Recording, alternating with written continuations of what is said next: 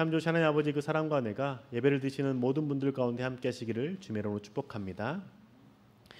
우리가 무엇인가를 새롭게 하려고 할 때에 애쓰지 않고 노력하지 않아도 되는 것들이 있는가 하면 애쓰고 수고하고 노력해야만 시작되어지는 부분들이 있는 것도 있습니다. 보통 쾌락이나 자기만을 위한 것들은 노력하지 않아도 쉽게 배우고 쉽게 시작할 수 있죠. 보통 이런 것들은 어떤 것들입니까? 나쁜 것들입니다. 거짓말하는 것, 욕하는 것, 혹은 음란물을 보는 것, 죄를 짓는 것들, 이런 것들은 그냥 누구에게 배우지 않아도 쉽게 시작할 수 있고 행할 수 있죠. 그런데 선한 것, 나보다 남을 더 위한 것들은 노력하고 애쓰고 수고해야만 시작할 수 있습니다. 하나님의 말씀에 순종하는 것이나 공의를 위해서 살아가는 것, 이런 삶들에 대해서는 내가 반드시 결정하고 결단하고 수고해야 시작할 수 있고 실천할 수 있는 것이죠. 하나님의 말씀에 순종하는 것 또한 그런 것 같습니다. 그런데 이렇게 선한 것들은 애쓰고 힘써야만 하지만 때로는 수고하거나 노력하거나 결단하지 않아도 되는 경우들이 종종 있습니다. 어떨 때 그럴까요? 선한 것이 너무 좋기 때문에, 혹은 내가 선한 것에 영향을 많이 받아서 나에게 선을 많이 베푼 사람들의 그 은혜에 감동이 되면 내가 자연스럽게 그것을 따라 배우고 행할 수 있는 것이죠. 신앙생활을 할 때 하나님 말씀에 순종하는 것이 어떨 때는 버겁게 느껴지기도 하고 어떨 때는 그냥 자연스럽게 될 때가 있는 경우가 있을 겁니다. 버겁게 느껴지는 것은 내 안에 은혜가 부족할 때입니다. 해야만 한다라는 의무감이 있을 때 실천해야 된다라는 그 의무감에 의해서 애쓰고 수고하다 보니까 지치는 것이죠. 그런데 하나님의 사랑이 내 안에 가득 부어지고 하나님의 은혜가 내 안에 가득 차 있다라면 자연스럽게 그 사랑을 다른 사람에게 흘려보낼 수 있고 공의를 실천하며 살아갈 수 있습니다. 오늘은 이러한 삶에 대해서 함께 살펴보고자 하는데요. 바리새파 사람들이 하나님의 말씀에 열심히 순종했지만 그들을 꾸짖는 예수님의 말씀을 통해서 어떻게 하나님의 말씀에 기쁨으로 순종할 수 있는지 함께 살펴보기를 원합니다. 바리새인들은 지켜야 할 율법이 248개가 있었고 지키지 말아야 할 율법이 365개가 있었습니다. 이들은 지켜야 할 율법 248개와 지키지 말아야 될 율법 365개를 총 613개나 되는 것을 외우고 외우는 것도 힘든데 그것을 또한 실천하려고 애썼습니다. 이들이 그렇게 애쓰고 노력한 이유가 있죠. 왜 그랬을까요? 이것은 사람들에게 인정받는 것이 좋았기 때문입니다. 랍비의 자리에 앉기 위해서 얼마나 애써야 되는지, 어떠한 노력이 필요한지에 대해서 사람들에게 보여주는 것이고 너희와 나의 그 신앙의 수준이 다르다라는 것을 보여주며 인정받기를 좋아했던 것이죠. 그래서 이들은 사람들이 보는 앞에서 철저하게 말씀을 지킵니다. 그런데 그들의 마음은 더럽혀져 있고 악한 것이 가득 찬 상태에서도 사람들이 보는 앞에서는 율법을 행하면서 자신은 말씀을 따라 살아간다라고 생각했던 것이죠. 그리고 다른 사람들이 보지 않는 곳에서는 자신이 하고 싶은 대로 행하며 때로는 악을 행하기도 했습니다. 주님은 이러한 모습을 아셨죠. 이러한 모습을 아셨기 때문에 그들을 지금 꾸짖고 계시는 겁니다. 그들을 꾸짖을 때 위선자라고 말씀하십니다. 그뿐만 아니라 너희는 하나님 나라에 들어가지도 못하는 자들이고 심지어 너희는 다른 사람들이 하나님 나라에 들어가는 것 또한 막고 있다라고 말씀하는 겁니다. 그들은 율법을 철저히 지켰기 때문에 하나님의 백성이고 하나님 나라에 들어갈 거라고 생각했지만 예수님은 그렇지 않다라고 꾸짖는 것이죠. 너희는 지금 하나님 나라에 들어가지 못하고 문 앞에 앉아 있고 하나님 나라에 들어가려는 사람들 또한 못 들어가게 한다라고 꾸짖는 겁니다.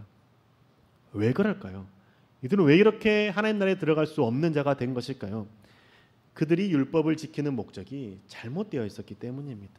그들이 율법을 지키는 목적은 고통과 고난에서 벗어나기 위해서 율법을 지키는 겁니다.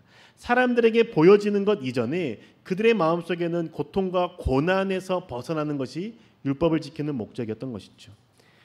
그들은 율법을 지켜야 하나님 우리를 보호해 주시고 로마의 압제로부터 해방시켜 주실 것이라는 믿음으로 지켰던 겁니다. 왜냐하면 이들은 율법을 철저히 지키기 시작했던 그때도 나라를 잃어버렸을 때였고 성전을 잃어버렸을 때였기 때문이죠. 그들은 자신들의 죄로 인해서, 우리 백성들의 죄로 인해서 하나님께서 성전에서 예배드릴 수 없게 하셨고 또한 우리의 나라를 잃어버리게 하셨고 우리를 고통 가운데 두셨다라고 깨달았습니다. 그래서 그들은 그 나라를 되찾기 위해서, 성전을 되찾기 위해서 율법을 철저히 지키자로 돌아선 것이죠. 그들은 율법을 철저히 지키기 시작했고 백성들에게도 율법을 지키라고 강요했습니다. 율법을 지키는 행동이 중요했고 율법을 지키는 모습이 눈에 보여야만 이들이 율법을 지킨다라고 인정했던 것이죠. 마음속에 어떤 악을 품고 살아갔는지 그들은 알 수 없기 때문에 마음에 악을 행하는 마음이 있어도 겉으로 선한 율법을 지킨다라면 그것은 괜찮다라고 했던 겁니다. 자신들도 그렇게 행동하며 살았기 때문에 그게 가능했던 것이죠. 그러다 보니까 이들이 율법을 지키는 것은 마음의 중심으로부터 나오며 율법을 지키는 것이 아니라 겉으로 드러나는 행동만 지키면 되는 것으로 변질되어 버린 것이죠.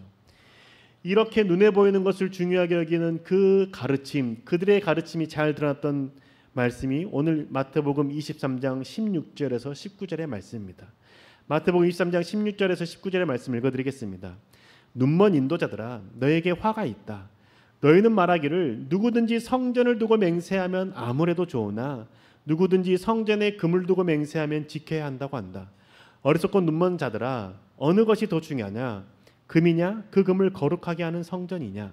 또 너희는 말하기를 누구든지 제단을 두고 맹세하면 아무래도 좋으나 누구든지 그 제단 위에 놓여있는 제물을 두고 맹세하면 지켜야 한다고 한다.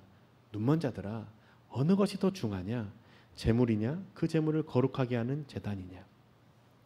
바리새파 사람들은 성전이나 제단에 두고 맹세한 것은 지키지 못해도 어쩔 수 없다, 괜찮다라고 말하지만 성전의 금이나 제단에 제물을 두고 맹세했다면 반드시 지켜야 된다고 가르쳤습니다. 성전이나 성전에 제단을 두고 맹세하는 것은 왜 지키지 않아도 괜찮다라고 가르쳤을까요? 그것을 맹세하고 맹세한 것을 지키지 못했을 때 그들이 내놓아야 할 것들이 불명확했기 때문입니다. 그들은 그 성전을 두고 맹세한 사람이 그 맹세한 것을 지키지 못했을 때 성전을 내놔야 된다라고 가르칠 수 없지 않았습니까? 그러다 보니까 그들에게는 성전을 두고 성전에 제단을 두고 맹세한 것은 지키지 못해도 어쩔 수 없다고 말한 것이죠. 그런데 성전의 금과 제단의 제물은 달랐습니다. 성전에 있는 그 금을 두고 그 금벽돌을 두고 맹세했다면 맹세한 것을 지키지 못했을 때 어떻게 해야 될까요? 그 금을 내놔야 되는 것이죠. 제단에 있는 그 제물을 두고 맹세했다라면 그 제단의 제물이 양이었다면 맹세를 지키지 못하면 양을 내놔야 했던 겁니다. 그렇기 때문에 이들은 눈에 보이는 것, 명확한 것에 대해서 두고 맹세했다면 그것은 반드시 지켜야 된다라고 가르쳤던 것이죠. 왜 이렇게 가르치기 시작했을까요? 이들은 처음부터 그 눈에 보는 것을 중요하게 여겼기 때문에 그렇게 가르쳤을까요? 그렇지 않았죠. 성전을 두고 맹세하고 제단을 두고 맹세했던 백성들이 지키지 못했을 때 어쩔 수 없네요 라고 그냥 돌아서는 것에 대해서 안타까움이 있었던 것이죠. 하나님 앞에서 하나님이 거하시는 성전과 제단을 두고 맹세를 했는데 지키지 않아도 별 죄책감 느끼지 못하는 자들, 지키지 못해도 어쩔 수 없다고 돌아서는 그들을 향해서 가르쳐야 된다고 생각했던 겁니다. 그러니까 어떻게 가르치겠습니까? 눈에 보이는 명확한 것을 꼭 집어서 가르치기 시작한 것이죠. 그러면 너 성전에 있는 금을 두고 맹세해라. 너 제단에 있는 제물을 두고 맹세해라. 그랬을 때 백성들은 그것을 갚기 싫어서 성전의 제단에 그 제물과 금을 내기 싫어서 부담이 되기 때문에 맹세한 것을 철저히 지키는 자가 되었다는 것이죠. 처음의 의도는 그들이 말씀을 지키지 못하는 모습이 안타까워서 가르쳤는데 그게 시간이 흐르고 세월이 지나다 보니까 그 목적과 의도는 사라져버리고 행위만 남게 되고 모습, 눈에 보이는 것만 남게 되었다는 것이죠. 율법을 철저히 지키는 것도 마찬가지였습니다. 바리새인들은 우리가 성전을 잃어버린 것, 우리가 하나님의 나라를 잃어버린 것, 우리의 죄 때문이라는 것을 탄식했습니다. 그래서 하나님께 돌아가자라는 마음으로 율법을 철저히 지키자라고 시작했던 것이죠. 처음 마음은 자신들이 하나님 율법을 어긴 죄악된 모습을 회개하며 다시 하나님께 돌아가기를 소망하는 마음으로 율법을 철저히 지키기 시작했습니다. 그런데 세월이 흐르자 율법을 철저히 지켜도 독립되지 못하는 상황, 하나님의 복을 받지 못하고 있는 것 같은 상황, 그 상황 가운데 마음이 어려워지는 것이죠. 그럴 때 그들은 어떻게 합니까? 우리는 지키는데 백성 너희들이 지키지 못하기 때문에 이렇게 된다라고 백성들을 정죄하기 시작하는 것이죠. 율법을 지켜야 된다라고 가르치기 시작하고 그렇게 하지 못하는 사람들에 대해서 비난했던 겁니다. 좋은 마음으로 시작한 말씀에 대한 순종이 나중에는 때로는 무거운 짐이 되고 때로는 다른 사람을 정죄하고 비판하는 도구가 되어버리는 상황이 된 것이죠. 우리의 신앙은 어떻습니까? 하나님을 사랑하기 위해서, 하나님을 더 깊이 느끼기 위해서 시작했던 경건의 노력들이 어느 순간 행위만 남게 되거나 마음에 무거운 짐이 되거나 그걸 기준으로 다른 사람들을 정죄하고 판단하는 도구가 되어버리진 않았습니까? 하나님을 알고 싶은 마음, 하나님의 사랑을 경험하고 싶은 마음으로 시작했던 그 묵상이, 매일 묵상하기로 했던 그 결단이 때로는 정죄가 되고 때로는 내 마음에 무거운 짐으로 남아있진 않습니까? 하나님 앞에 나아갈 때 하나님 앞에 내가 항상 하나님의 살아가심을 기억하고 하나님의 역사하심을 고백하기 위해서 자기 전에 기도하기로 했던 그 결단들이 어느 순간에는 하지 못했을 때 죄책감만 남는 상황이 되진 않았습니까? 하나님의 말씀에 순종하기 위해서 미운 사람에 대해서 미워하지 않기로 했던 그 결단이 어느 순간에는 왜 나만 아파하면서 이렇게 해야 되나 하면서 그게 싫고 그것에 대해서 돌아서고 싶은 마음이 가득해지진 않았습니까? 직장에서 하나님을 믿는 자답게 살기를 결단했기 때문에 했던 그 행동들이 이제는 지치고 버겁고 하기 싫은 마치 숙제처럼 여겨지고 계시진 않습니까? 하나님을 생각하고 하나님 앞에서 결단하고 하나님과 더욱더 친밀해지기 위해서 생각했던 그 노력들이, 그 시작들이 어느 순간 그 하나님의 첫사랑에 대한 마음들을 잃어버리고 은혜가 희미해지다 보니까 짐이 되고 정죄하게 되고 숙제처럼 여겨지는 우리의 모습들 보이진 않습니까? 이럴 때 우리는 어떻게 해야 될까요? 어떻게 해야 바리새인들처럼 그렇게 행위만 남고 보여지는 것만 남는 자가 되지 않고 진심으로 주님을 사랑하고 주님과 함께하는 삶을 살아갈 수 있을까요? 하나님께 받은 것을 생각해야 되죠. 하나님께 받은 은혜를 기억해야 됩니다. 바리새인들은 하나님께 받은 은혜를 기억하지 못했습니다. 하나님께서 이스라엘 백성들을 이집트 종된 그 삶에서 건지신 것, 그것은 그들이 율법에 순종했기 때문에 건지신 게 아니었습니다. 하나님께서 이스라엘 백성들을, 이스라엘 조상들을 그 이집트 땅에서 건지시고 나라를 주신 것은 착하게 살았기 때문이 아니었습니다. 말을 잘 듣기 때문이 아니었습니다. 하나님께서 아브라함에게 하셨던 그 약속을 지키시기 위해서 이스라엘 백성들을 종된 삶에서 건지셨던 것이죠. 창세기 15장 13절과 14절의 말씀입니다. 주님께서 아브라함에게 말씀하셨다. 너는 똑똑히 알고 있거라. 너의 자손이 다른 나라에서 나그네살이를 하다가 마침내 종이 되어서 400년 동안 괴로움을 받을 것이다. 그러나 너의 자손을 종살이하게 한 그 나라를 내가 반드시 벌할 것이며 그 다음에 너의 자손이 재물을 많이 가지고 나올 것이다. 하나님께서 이스라엘 백성들을 이집트 땅에서 건져내신 이유는 하나님께서 약속하셨기 때문이죠.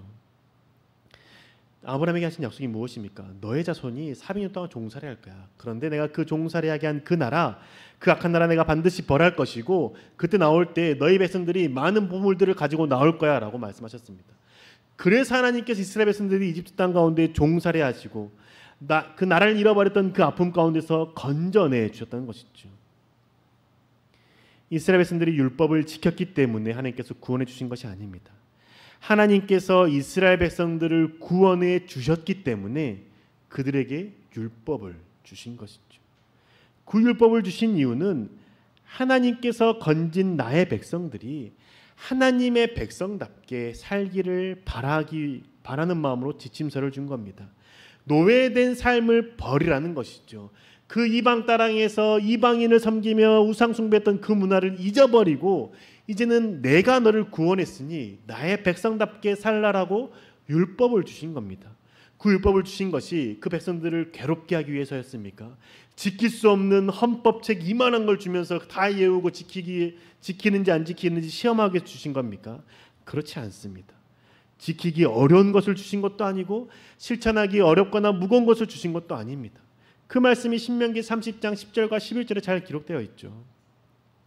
당신들이 주 하나님의 말씀을 잘 듣고 이 율법책에 기록된 명령과 규례를 지키고 마음을 다하고 정성을 다하여 주 당신들의 하나님께로 돌아오면 그런 복을 받게 될 것입니다. 오늘 내가 당신들에게 내리는 이 명령은 당신들이 실천하기 어려운 것도 아니고 당신들의 능력이 미치지 못하는 것도 아닙니다. 주님께서 말씀하지 않습니까? 이 율법 어려운 거 아니야. 이 율법 실천하기 어려운 것 아니야. 당신들이 행할 수 없는 율법을 주는 것도 아니야. 왜냐? 내가 너희를 구원해 준 은혜가 얼마나 큰지 기억하지 않았니? 내가 너희를 종살이했던 그 땅에서 건져내어 줬고 내가 너에게 새로운 나라를 주고 내 백성 삼아준 그 은혜가 크지 않니? 그러면 그 백성답게 살아가는 이 것들 어렵지 않아 라고 말씀해 주는 것이죠. 그런데 바리새인들은 하나님의 율법을 지켜야 되는 이유를 잊어버린 겁니다. 하나님의 백성으로서 하나님이 주신 은혜를 기억하며 살기 위해서 율법을 행하는 것인데 그들은 거꾸로 생각한 것이죠. 율법을 지켜야 고난과 고통에서 벗어난다. 율법을 지켜야 나라를 되찾을 수 있다. 율법을 지켜야 복을 받고 하나님이 주시는 무병장수의 복을 누릴 수 있다라고 생각했던 것이죠. 이러한 생각이 있는 사람이 율법을 지키는데 고난을 당하게 되면 어떻게 해석할까요? 내가 놓친 율법이 뭐지? 내가 하나님의 말씀 앞에서 불순종한 게 뭐지를 생각하게 됩니다. 그러다 보니까 이들은 더 적극적으로 더 세밀하게 율법을 지키려고 애쓰는 것이죠. 그게 바로 오늘 보여주는 말씀 마태복음 23장 23절의 말씀입니다. 제가 읽어드리겠습니다. 율법학자들과 바리새파 사람들아 위선자들아 너희에게 화가 있다. 너희는 박하와 회양과 근체의 11조는 드리면서 정의와 자비와 신의와 같은 율법의 더 중요한 요소들은 버렸다. 그것들도 소홀히 하지 않아야 했지만 이것들도 마땅히 행해야 했다. 주님께서 꾸짖지 않습니까? 위선자라고 말하지 않습니까? 박하와 해왕과 근체의 11조를 드리는 너희들이라고 말하면서 꾸짖습니다. 이 세 가지를 콕 집어서 말씀하신 이유는 이건 11조를 바치지 않아도 되는 곡식들입니다. 곡식이 아닙니다. 이건 조미료입니다. 향신료 같은 것들입니다. 이것은 하나님께 11조를 바치지 않아도 되는 품목들입니다. 하나님께서 11조를 바치라고 했던 품목은 명확합니다. 곡식과 포도주와 기름입니다. 신명기 14장 23절의 말씀 읽어드리겠습니다. 당신들은 곡식과 포도주와 기름의 11조를 처음 난 소와 양의 새끼와 함께 주 당신들 하나님이 자기의 이름을 두고 오려고 택하신 곳으로 가지고 가서 주님 앞에서 먹어야 합니다. 이렇게 함으로써 당신들은 주 당신들의 하나님을 두려워하는 것을 배우게 됩니다. 하나님께서 11조를 내라고 하는 것은 곡식과 포도주와 기름입니다.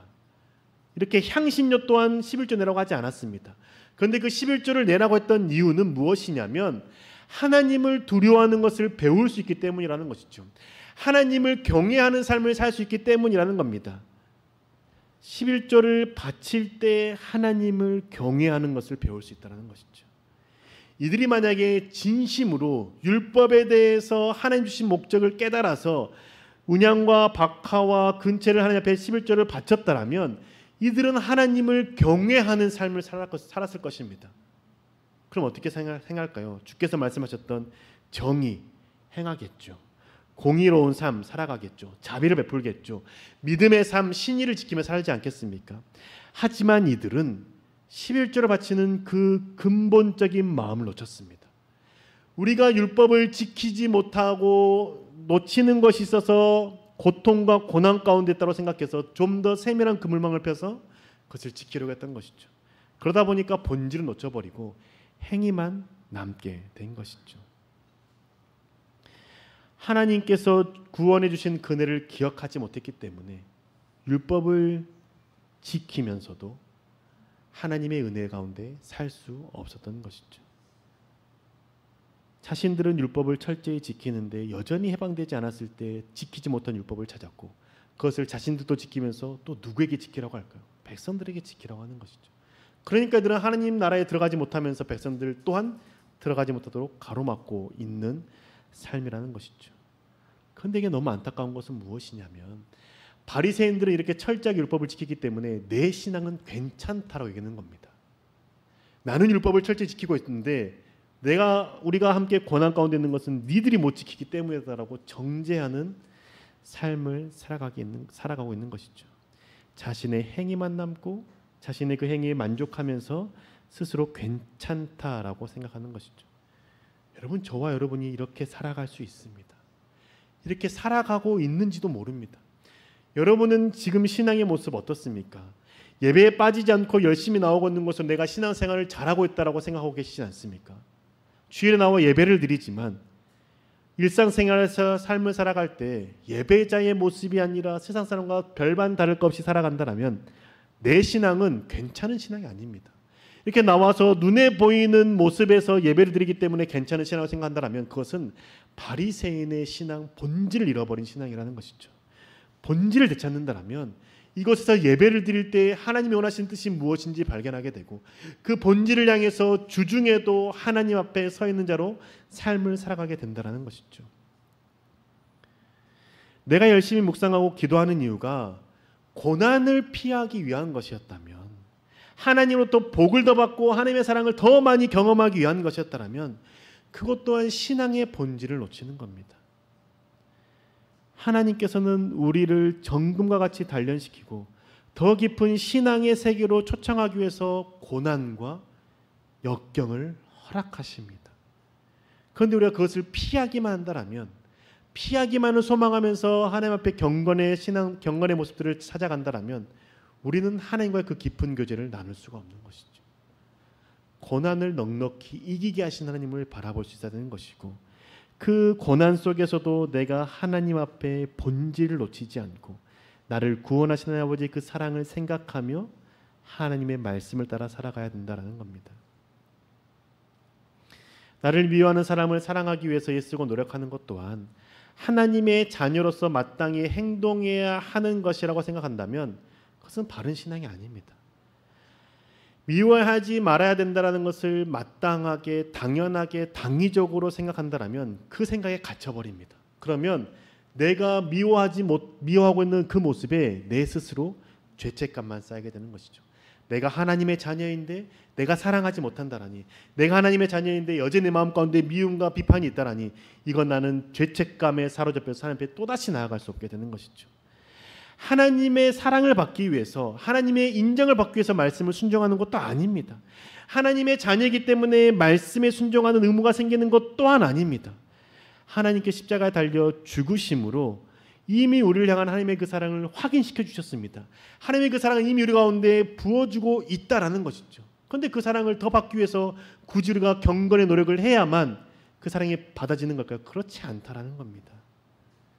그냥 그 사랑이 내게 실제가 될 때, 주님께서 나를 위해서 죽으셨다라는 그 사실이 내게 감동이 되어 올 때에 우리가 율법을 지키는 것, 누군가를 사랑하는 것 자연스럽게 되어질 수 있다는 것이죠. 나 같은 죄인을 살리신 하나님 아버지의 그 사랑이 내게 실제가 되고 고백이 될 때 나에게 죄 지은 사람을 사랑하는 것 또한 하나님의 그 사랑으로 말미암아 할 수 있는 생각이 생기고 할 수 있는 힘이 생기고 결단할 수 있는 의지가 생기게 된다는 것이죠. 이 사랑은 의무감으로 하는 게 아닙니다. 하나님께 사랑받기 위해서 하는 것도 아닙니다. 은혜가 내 안에 있기 때문에 할 수 있는 것이죠. 내가 상대방을 미워하는 마음을 버리지 못할 때, 그 미움의 싹을 잘라내지 못할 때에, 그때 나는 주님의 사랑을 어떻게 받아들이고 있는지를 돌아봐야 하는 지점이라는 것이죠. 우리가 상대방을 미워하고 있고 상대방에 대해서 사랑하지 못하고 있을 때 그 이유는 여전히 하나님의 사랑이 내게 실제가 되지 않았기 때문입니다. 하나님이 나를 사랑하시는 게 내게 와닿지 않는 것이고, 하나님의 그 죽으심의 그 사랑이 나와 상관이 있는지에 대해서 확신이 없기 때문인 것이죠.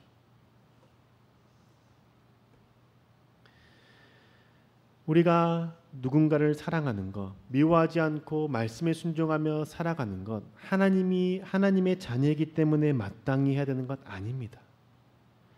하나님의 자녀로 살아가기로 결정한 사람만이 미워하지 않는 삶을 살기로 선택할 수 있는 것이죠.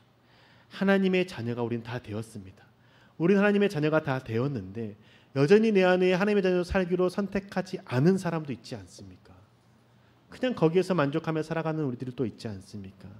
그렇기 때문에 하나님의 자녀가 되었다고 해서 다 하나님 앞에서 성숙한 신앙인, 말씀에 순종하는 신앙인으로 삶을 살아가지 못할 수 있다는 것이죠.